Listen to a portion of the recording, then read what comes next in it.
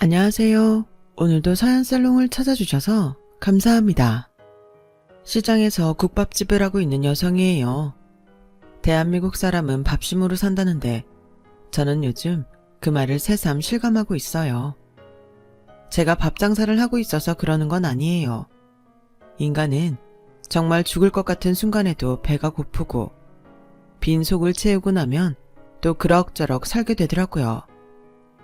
30도 안 된 여자가 죽을 만큼 힘든 일이 있을 게 뭐냐고 하실지 모르겠지만 제 파란만장한 인생사를 들어보시면 조금은 이해가 가실 거예요. 저는 초등학교 5학년 때까지 서울에서 살았어요. 그러다가 집안 사정이 안 좋아져서 지방에 내려와 살게 되었어요. 저희 아빠는 을지로에서 공장을 하셨는데 경영 악화로 힘들어 하시다가 결국 빚 때문에 공장을 접어야 했어요. 17살 때부터 그 공장에서 기름밥을 먹고 살았던 아빠였기에 상심은 더 컸어요. 제가 초등학교에 들어가던 해 그 공장을 인수할 때만 해도 아빠는 꿈에 부풀어 있었어요. 혜윤아, 아빠가 드디어 사장님이 됐다. 오늘부터 이 공장은 아빠 거야. 앞으로는 눈치 안 보고 아빠 공장에 찾아와도 돼. 혜윤이도 좋지? 저를 안아들고 몇 번이나 허공에 띄워주며 환하게 웃던 아빠 얼굴이 아직도 선해요.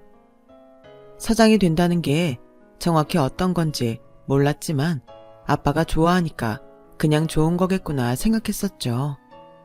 하지만 이후로 아빠 얼굴에서 그런 웃음은 볼 수 없었어요. 아빠가 인수하던 시점에 이미 을지로 상권은 상당히 무너져 있었고 아빠 공장도 상황이 안 좋아지기는 마찬가지였으니까요. 아빠는 전 사장한테 속아서 공장을 인수했던 거예요. 저희 아빠가 너무 순진했던 거죠. 그래도 아빠는 어떻게든 공장을 살리려고 열심히 일을 했지만 주문이 들어오지 않는데 별 수 있나요? 거기다 전 사장이 여러 군데 미수금을 깔아놔서 그 돈을 갚느라 더욱 힘들었어요. 그렇게 5년 가까이 공장을 운영해오던 아빠는 은행의 사금융에 손을 벌리게 되었고 그러다 결국 파산을 하게 되었죠. 그렇게 우리 세 식구는 야반도주를 하다시피 시골로 도망을 쳤어요. 저희 식구가 간 곳은 아빠의 먼 친척집이었어요. 빚쟁이들이 찾아올까봐 본가로는 갈 수 없어서 그 집으로 가게 되었죠. 비록 촌수는 멀어도 어릴 때부터 학교를 같이 다닌 턱에 가까운 사촌들보다 더 아빠랑 친하게 지내는 분이었어요. 우리 식구는 그 집 문간방에 얹혀 살면서 밭일도 돕고 농사도 돕고 과수원 일도 도왔어요. 아빠의 친척분과는 달리 그 집 아주머니는 저희 식구들을 달가워하지 않았어요. 당연한 일이죠. 돈 한 푼 안 내고 빌부터 사는데 어떻게 반길 수 있겠어요. 그래도 농번기 때는 농사일을 돕는다는 이유로 눈칫밥은 덜 먹었는데 한겨울 농사일이 없을 때는 정말 눈치가 보이더라고요. 그렇게 그 집에서 산 지 3년쯤 되었을 무렵이었어요. 아빠는 전날 친척분과 마을회관에서 동네 사람들과 술을 드시고 안 들어오셔서 엄마랑 둘이 잠을 잤던 날이었어요. 잠결에 부스럭거리는 소리가 들리긴 했는데 외풍 때문에 추워서 꼼짝도 하기 싫더라고요. 그래서 이불을 뒤집어 쓰고 있다가 그대로 잠이 들었죠. 얼마나 잤을까요? 눈을 떴는데 방 안이 어지러져 있더라고요. 마치 도둑이 든 것처럼 말이죠. 순간 놀라서 방 밖으로 뛰쳐나가 도둑이야! 소리를 쳤어요. 그 소리에 안채에서 달려나온 아주머니가 빗자루를 들고 도둑놈 어디냐고 소리치셨죠. 그렇게 아주머니랑 온 집안을 살피며 돌았는데 도둑 머리카락도 안 보이더라고요. 너 거짓말한 거냐? 도둑이 어딨어? 코빼기도 안 보이는데. 아니에요. 저희 방에 분명히 도둑이 들었어요. 못 믿겠으면 같이 가서 보세요. 저는 아주머니를 이끌고 저희 방으로 갔어요. 방 안을 한참 살피던 아주머니는 저를 힐끔 보시더니 그러더군요. 이놈의 옆였네. 알뜰이도 챙겨서 나갔네. 네 엄마 자식도 남편도 다 내팽개치고 도망갔나 보다. 아우 독한 년. 아니에요. 아줌마가 뭘 한다고 그러세요. 우리 엄마 그런 사람 아니에요. 말은 그렇게 했지만 저도 엄마에 대한 소문은 들어서 알고 있었어요. 과수원집 둘째 아들이랑 비닐하우스에서 미리를 한다거나 읍내에서 팔짱을 끼고 다니는 걸 봤다거나 하는 소문들이었죠. 그래도 아빠랑 저를 버리고 도망을 칠 줄은 몰랐어요. 뒤늦게 집에 돌아온 아빠는 어지러진 방안을 보고 그 자리에 주저앉으셨어요. 아빠도 알고 있었던 것 같았어요. 엄마가 우리를 버릴 거라는 걸요. 아주머니한테 얘기를 들어보니 그날 친척 아저씨랑 늦은 시간까지 술을 마신 것도 저희 엄마 때문이라고 하더군요. 이미 동네에 소문이 퍼질 대로 퍼진 상황이라 아빠도 모를 수가 없었을 거예요. 그 낌새를 채고 엄마는 남자랑 도망을 친 거였죠. 엄마가 집을 나간 이후 아빠는 전과는 완전 다른 사람이 되었어요. 말수도 줄고 어깨도 축 처진 게 세상을 다 잃은 사람 같았죠. 평소 저희 식구한테 눈치를 주던 아주머니도 이런 아빠의 모습에 전보다 많이 사근해졌어요. 종종 찌개며 국도 끓여다 주시곤 했고요. 저 역시 아빠 앞에서는 전보다 더 밝은 척 웃고 떠들고 했지만 아빠는 좀처럼 웃지 않으시더라고요. 그리고 그해 겨울 아빠는 하늘나라로 가셨죠. 자신의 선택이었어요. 저만 덩그러니 남겨둔 채로요. 어린 나이에 서울에 올라와 배운 거 없이 온갖 고생을 다하며 살았던 아빠한테 엄마는 첫사랑이었어요. 평소 저희 엄마 행실을 잘 아는 주변 사람들이 극구 반대했지만 아빠는 엄마를 택했고 결국 버림을 받은 거죠. 그리고 그 충격은 제가 생각하는 것보다 더 컸던 모양이에요. 그러니 하나뿐인 딸을 두고 독한 마음을 먹었겠죠. 아빠가 돌아가신 이후 저는 그 집에서 나왔어요. 한동안 친가에서 지냈는데 몇 년 버티지 못하고 중학교를 졸업하고는 집을 나오게 되었어요. 친할머니는 저를 볼 때마다 지 엄마 닮아서 새끼가 흐른다는 둥, 비가 더럽다는 둥, 온갖 독한 말을 퍼부어댔고 당신 아들 잡아먹은 년 딸이라고 매질도 했어요. 그런 구박을 받으면서도 저는 그 집에 붙어 있어야 했어요. 어디에도 갈 곳이 없었으니까요. 그런 제가 기댈 곳은 당시 사귀고 있던 남자친구뿐이었어요. 바로 제 남편이었죠. 남편은 저보다 2살 위로 제가 다니던 중학교 선배였어요. 전교 1등에 얼굴도 잘생겨서 인기가 좋았죠. 당시 남편은 고등학생이었는데 자신이 힘이 없어서 저를 돕지 못하는 걸 가슴 아파했어요. 그러다 제가 중학교를 졸업하고 집을 나오자 저를 자기 집에 데려가 주었죠. 남편은 시장에서 국밥집을 하는 홀어머니랑 살고 있었는데 어머님께 제 사정을 말하고는 같이 살게 해달라고 부탁을 드렸어요. 안 그러면 저랑 집을 나가겠다고요. 어머님은 한숨을 푹푹 쉬시고는 주먹으로 가슴을 퍽퍽 치셨죠. 왜 아니겠어요. 동네 자랑이었던 아들이 여자애한테 빠져서 집을 나가겠다는데 하늘이 무너지는 심정이었겠죠. 결국 어머님은 저를 받아주기로 하셨어요. 내 아들 때문에 내가 널 받아주기는 하는데 이거 하나는 약속해라. 성인이 될 때까지는 절대 둘이 몸은 섞지 마. 네가 앞길 창창한 내 새끼 인생 망치려 들면 나 가만히 안 있는다. 명심해. 말 그대로 울며 겨자 먹기로 저를 받아들인 어머님은 혹여 우리 둘이 나쁜 짓을 할까봐 붙어 앉아 있는 것만 봐도 눈을 치켜뜨셨어요. 그렇게 남편 집에서 살게 된 저는 공짜밥을 먹고 사는 게 눈치가 보여서 어머님을 따라 가게에 나가 일을 시작했어요. 처음에는 걸리적거리지 말고 저리 가라고 소리치던 어머님은 제가 제법 눈치껏 서빙도 하고 잔심부름도 하다 보니 조금씩 제게 일을 맡기기 시작하시더라고요. 어머님을 도와 가게에서 일을 하느라 입시 준비에 바쁜 남편과 마주칠 시간은 적었지만 그래도 그 시절이 좋았던 것 같아요. 어머님 몰래 남편이 초콜릿도 사서 주머니에 넣어주고 단어장에 영단어도 적어서 쥐어주곤 했거든요. 고등학교 들어가기 싫으면 검정고시라도 쳐. 네 미래도 생각해야지. 요즘 세상에 중졸로 어떻게 사니? 그러니까 단어 공부 틈틈이 해. 내가 대학 들어가면 너 과외해 줄 테니까. 자기도 힘들면서 제 생각을 해주는 남편이 그렇게 고마울 수가 없었어요. 부모한테도 버려지고 친척들한테마저 손가락질 받고 살던 저는 아껴주는 건 남편뿐이었으니까요. 저는 어머님 국밥집에서 일을 하면서도 남편이 만들어준 단어장을 손에서 놓지 않았어요. 남편한테 부끄럽지 않은 사람이 되려고 일이 끝난 뒤에도 남편이 보던 교과서와 자습서를 가지고 공부를 했어요. 그런 제 모습에 어머님도 조금씩 마음을 열기 시작하셨고요. 오늘부터 점심 장사 끝나면 집에 들어가 쉬어라. 나 혼자서도 충분하니까.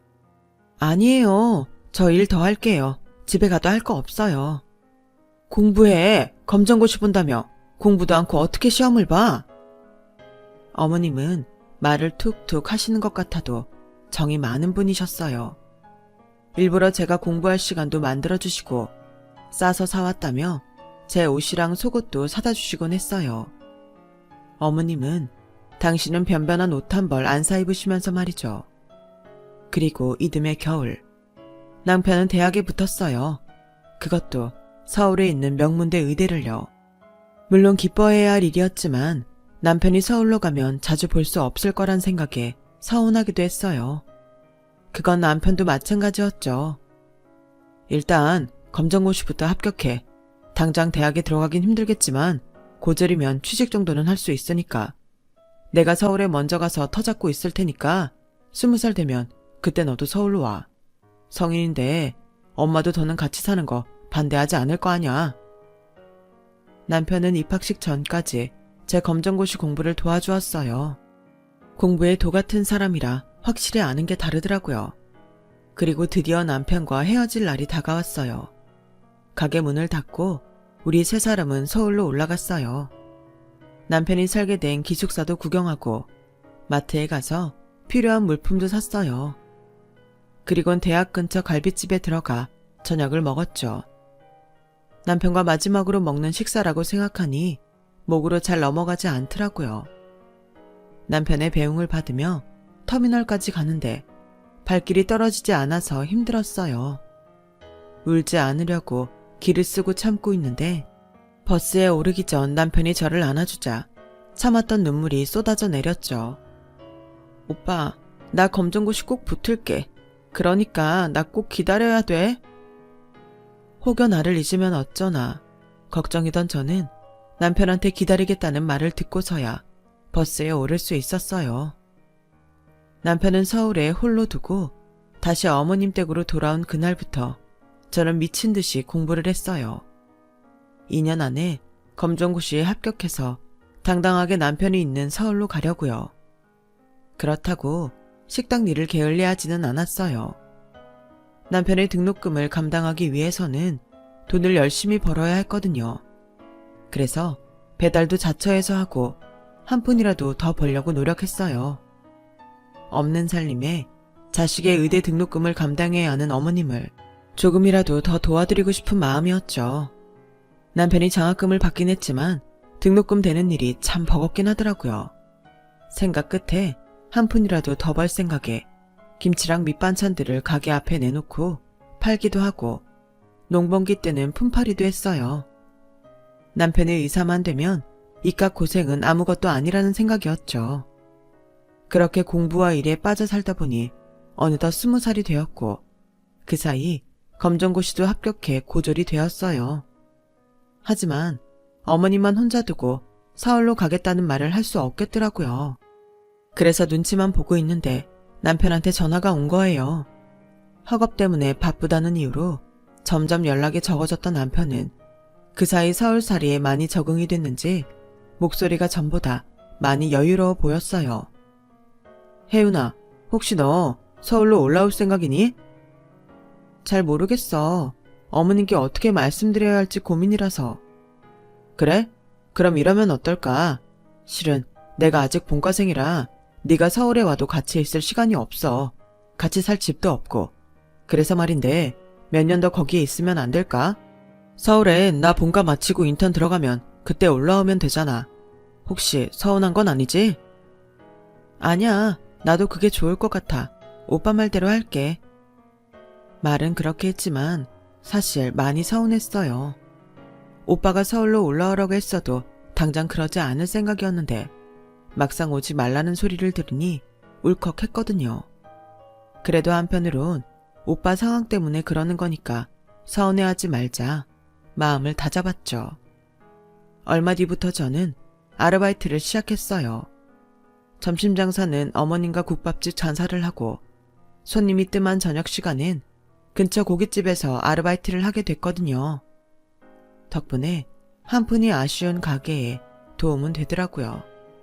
그러다가 가게에서 옷공장을 하는 분을 알게 됐는데 주문받은 옷을 만들고 남은 로스분을 팔아보지 않겠냐고 하더라고요. 젊은 사람이니까 인터넷에서 팔면 좋을 것 같은데 한번 해볼래? 내가 싸게 줄 테니까 한번 해봐. 잘만 하면 꽤 돈 될걸? 돈이 될 거란 말에 솔깃해서 덜컥 해보겠다고 말했어요. 말은 그렇게 했지만 인터넷 쇼핑몰을 어떻게 만들어야 하는지도 몰랐던 터라 고민이 되긴 하더라고요. 그날부터 밤을 새가며 인터넷 판로를 만드는데 몰두했어요. 그러다 실고를 졸업한 중학교 동창의 도움으로 홈페이지를 만들고 본격적으로 장사를 시작하게 되었죠. 하지만 시작이 반이라는 말과 달리 홈페이지도 열고 유명 인터넷 플랫폼에 상품을 올렸는데도 주문은 이루어지지 않았어요. 그래서 한동안 국밥집 일과 고깃집 아르바이트를 병행하고 있었는데 뜨문뜨문 주문이 들어오기 시작하더라고요. 기본 아염 티셔츠랑 레깅스가 주요 상품이라 큰 돈은 안 됐지만 주문이 들어온다는 자체만으로도 하늘을 날 것처럼 기뻤어요. 그러다 자체 제작 티셔츠를 만들어 보라는 친구의 조언에 따라 나염 디자인도 직접 해서 자체 제작 상품을 만들기 시작했고 힙합을 좋아하는 구매자층의 호응을 얻어 주문이 점점 많아지기 시작했어요. 그 바람에 고깃집 아르바이트는 그만두게 되었지만 벌어들이는 수입은 오히려 훨씬 늘어났죠. 그래도 국밥집 일은 그만둘 수 없었어요. 어머님이 하루가 다르게 몸이 안 좋아지셨거든요.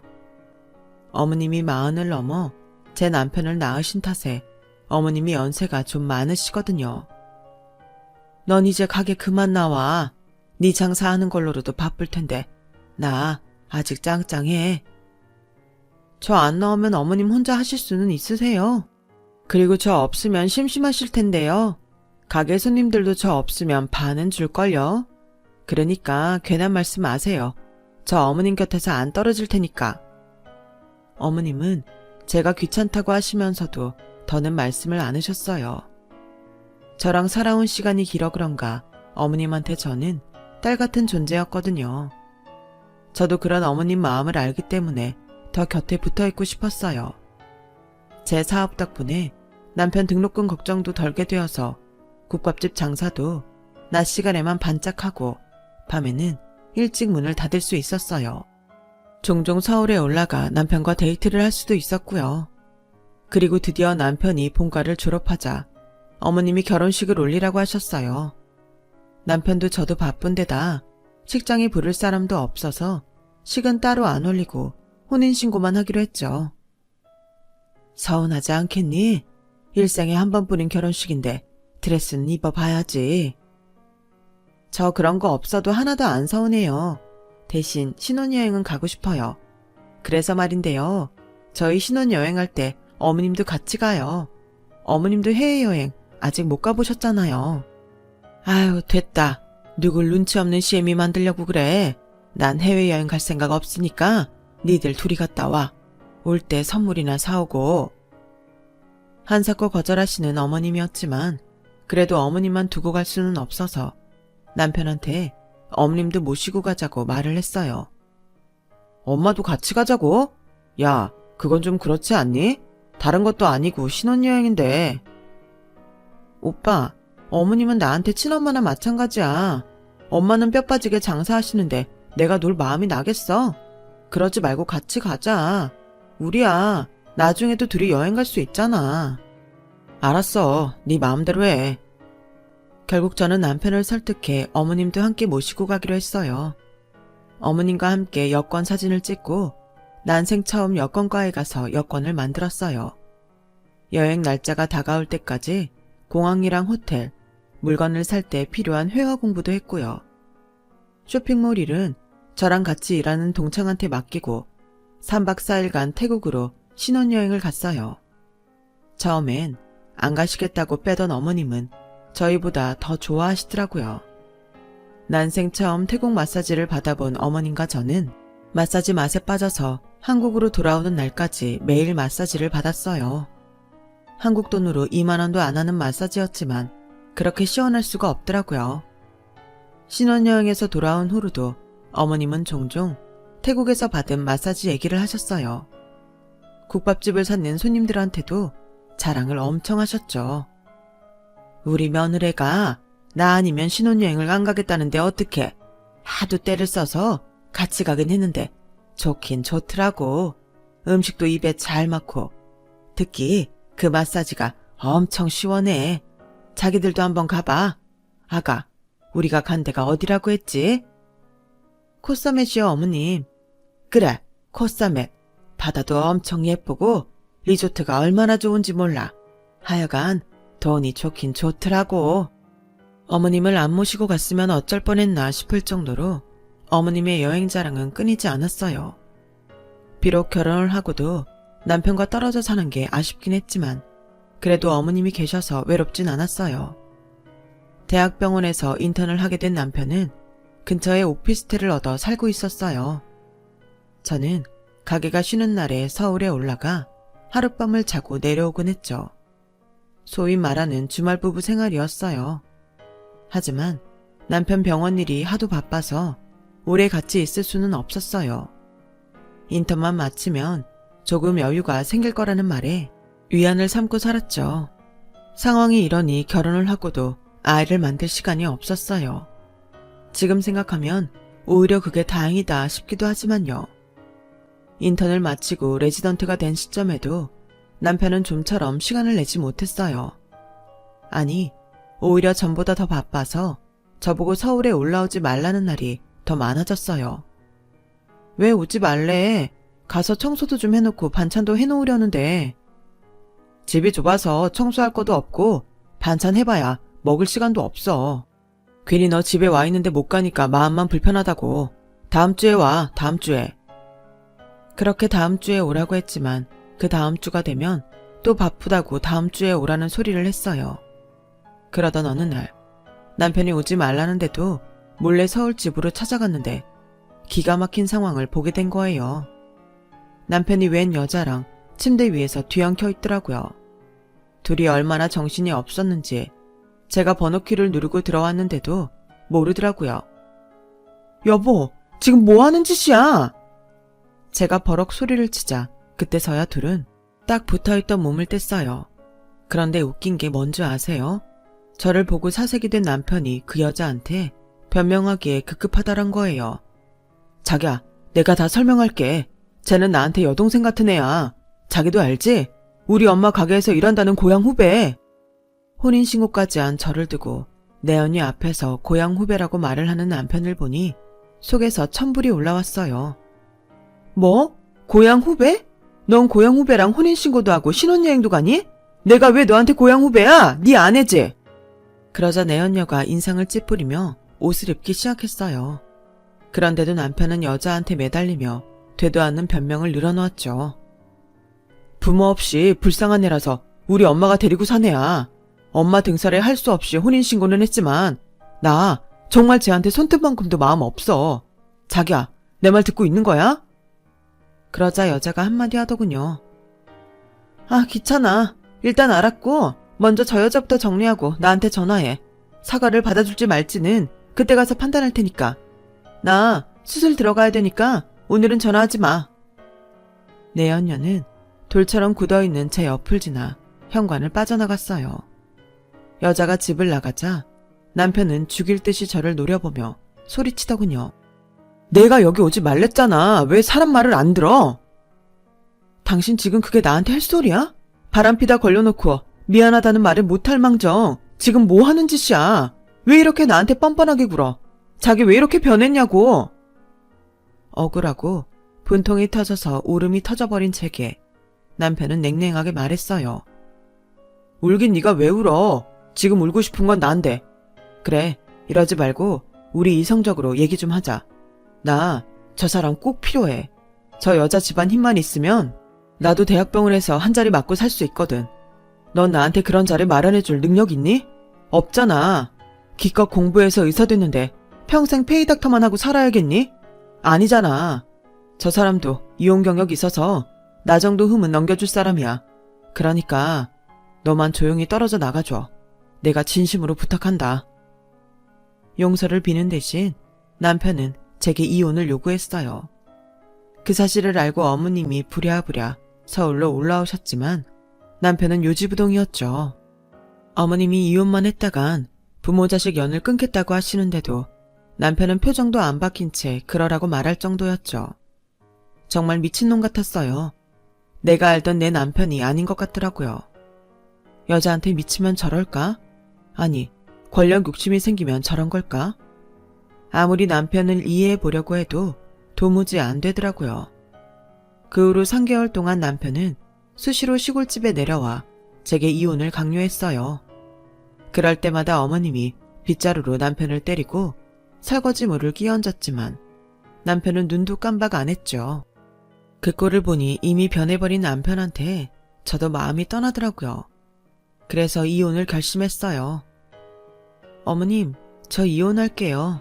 하지만 어머님이랑은 못 헤어져요. 저 이혼하고도 어머님이랑 이 집에서 살 거예요. 그래도 되죠?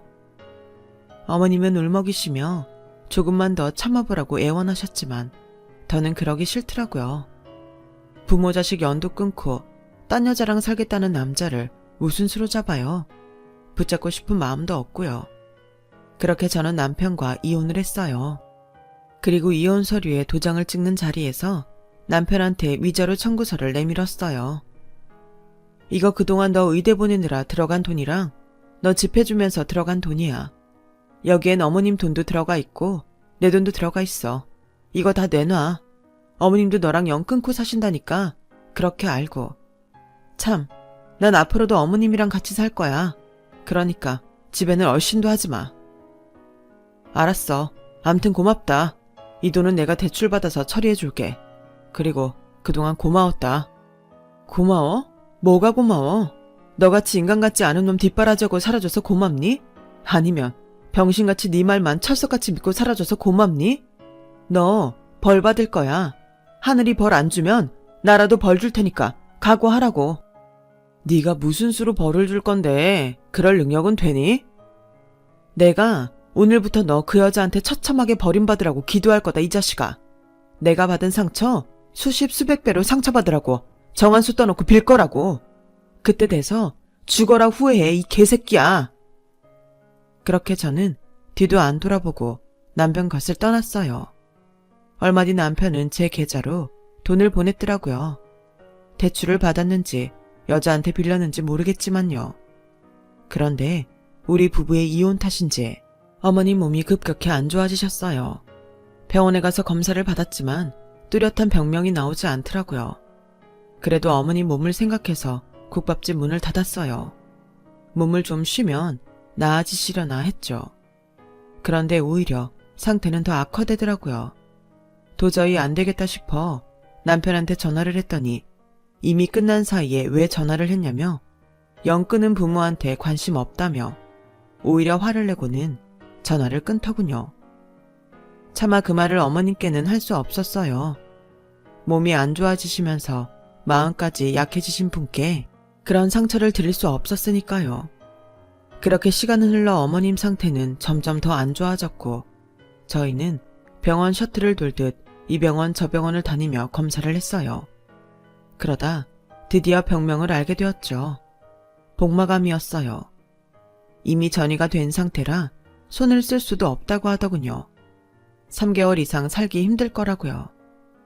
남편한테 전화를 했더니 번호를 바꿨는지 없는 번호로 나오더군요. 그래서 병원으로 찾아갔더니 만나주지도 않았어요. 그리고 2개월 뒤 어머님은 주무시던 중에 조용히 세상을 떠나셨어요. 가게 단골들 도움을 받아 장례를 치르는데 그렇게 눈물이 나더라고요. 평생 늦둥이 아들 하나 바라보고 고생하신 어머님이 너무 가여워서 그랬던 것 같아요. 병 나으면 다시 코사멧에 가서 태국 마사지 받자고 약속했는데 그 약속도 이젠 지킬 수 없게 되었으니까요. 어머님 장례를 치르고 어머님 가게랑 집을 정리해서 남편한테 보내주려는데 부동산 사장님이 그러시더라고요. 어머님이 집이랑 가게를 제 앞으로 명의 이전 해놓으셨다고요. 그 말을 듣고 한참을 울었어요. 피 한 방울 안 섞인 나한테 어머님이 전 재산을 남겨주시다니. 이런 상황이 기가 막히고 억장이 무너져서요. 그래서 차마 집과 가게를 정리 못하겠더라고요.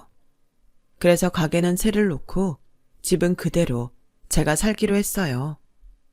그렇게 반년쯤 지났을 무렵 늦은 밤 누가 대문을 두드리더라고요. 나가보니 만취한 남편이 서울에서부터 택시를 타고 왔더라고요. 기사는 택시비를 달라고 언성을 높이고 있었죠. 10만 원이 넘는 택시비를 내주고 남편을 집에 들였어요. 뒤늦게 고등학교 동창을 통해 어머님이 돌아가신 사실을 전해 듣고는 술을 진탕 마시고 찾아온 거더라고요. 자기가 미친놈이었다며 울고 짜는데 솔직히 조금 불쌍하다는 생각을 했어요. 그 말을 듣기 전까지는요. 나 그년한테 완전 속았어. 나 말고 남자가 둘이나 더 있더라고. 난 그저 파트너였던 거야. 나쁜 년. 혜훈아, 역시 나는 너밖에 없어. 우리 다시 재결합하자. 이참에 이 집이랑 가게 정리할 테니까 너도 서울로 올라와. 우리 같이 살자. 아주 저를 제 편할 때 가지고 노는 공으로 알더라고요. 야, 미쳤냐? 내가 너 같은 놈이랑 왜 다시 살아? 그리고 이 집이랑 가게를 왜 네가 정리해? 너 기억 안 나니? 어머님이랑 연 끊은 거? 어머님 아프다고 내가 찾아가서 빌 때는 연 끊었다고 매몰차게 굴더니 어머님 유산은 탐이나나 보지? 네가 인간이냐 이 개새끼야? 근데 어쩌냐? 어머님이 돌아가시기 전에 내 앞으로 명의 이전을 해두셨더라. 어머님도 널 자식으로 생각 안 하셨던 거지. 안 됐다 이 새끼야. 엄마까지 잃어서. 그리고 말이 나왔으니까 한마디 하겠는데 그 여자는 널 파트너라도 해줬는지 모르겠지만 난 너처럼 더러운 새끼는 끼고 잘 마음도 없다. 그러니까 잡소리 그만하고 꺼져. 아, 택시비 17만 원은 내일 당장 계좌로 붙여.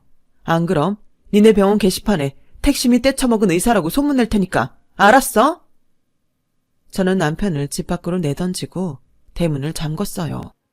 대문 앞에서 한참 술주정을 하던 남편은 신고를 받고 온 파출소 순경선에 끌려가고 말았죠. 얼마 전 어머님 첫 기일을 맞아 코사멧에 다녀왔어요. 어머님과 함께 태국 마사지를 받았던 마사지샵에 들러 마사지도 받았고요. 여전히 시원하고 좋았는데 눈물이 많이 났어요. 그래도 매년 어머님 기일엔 코사멧에 오려고요. 잘 먹고 잘 살다 오라는 어머님의 당부도 지키고 저를 아껴주셨던 어머님과의 추억을 오래오래 간직하고 싶거든요. 주어진 인생 잘 살아내다 어머님 곁으로 가고 싶습니다. 오늘도 어김없이 어머님이 보고 싶어요. 제 사연을 들어주셔서 감사합니다. 옆에 있는 소중한 가족들과 행복한 하루하루 되시길 진심으로 바랍니다. 여러분, 사연 댓글에 응원과 현명한 조언 부탁드려요. 좋아요와 구독은 저에게 큰 힘이 됩니다. 오늘도 좋은 일 가득하세요.